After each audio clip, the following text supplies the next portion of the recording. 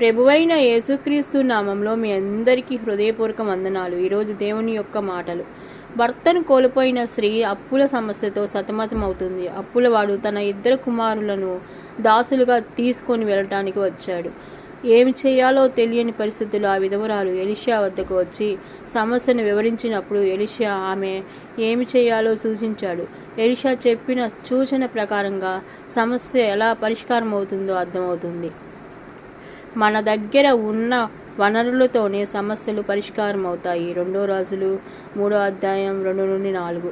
సమస్యలతో వచ్చిన విధవరాలిని తన ఇంట్లో ఏమి ఉందో చెప్పమన్నాడు ఎలీషా.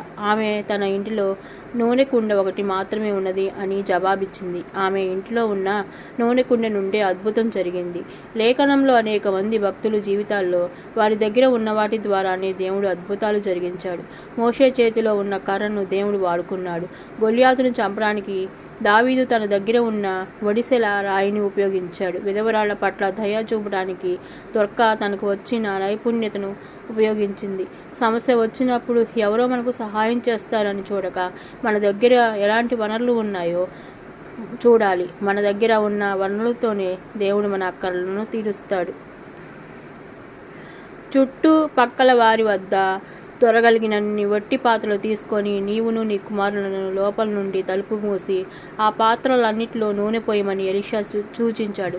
తలుపులు మూయుట అనేది ప్రార్థనను సూచిస్తుంది. ఎందుకనగా ప్రార్థించేటప్పుడు నీ గదిలోకి వెళ్ళి తలుపులు వేసి రహస్యమందున నీ తండ్రికి ప్రార్థన చేయుము అని యేసుక్రీస్తు బోధించాడు. మత్తయి 6:6. ఇప్పుడు ఎలీషా మాట ప్రకారం ఆ విధవరాలు మరియు ఆమె 2 కుమారులు లోపల నుండి తలుపు మూసి ఎలీషా చెప్పిన మాట ప్రకారం చేశారు. ఇది కుటుంబ ప్రార్థన అనుభవాన్ని జ్ఞాపకం చేస్తుంది. ఏదైనా సమస్య వచ్చినప్పుడు కుటుంబం అంతా కలిసి ప్రార్థన చేయాలి. సమస్యలు, అవసరాలు ప్రతి గృహంలోనూ ఉంటాయి. అయితే ఆ సమస్యల్లో ఉన్న మన దగ్గర ఉన్న వనరులను దేవుని చిత్త ప్రకారంగా వినియోగించుకోవాలి. ఆయన సమస్యల్లో కుటుంబం అంతా కలిసి ప్రార్థన చేయాలి. అప్పుడు ప్రతి సమస్యకు పరిష్కారం దొరుకుతుంది. ఆమేన్, హల్లెలూయా. నీవు నాకుండగా, నీవే నా అండగా,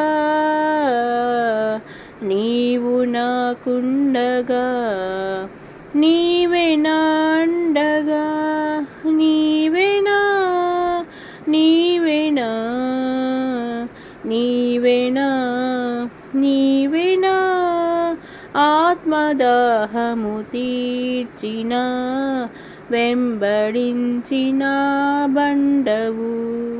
ప్రభు పేట వందనాలు, శుభాలు, దైవాశీస్సులు.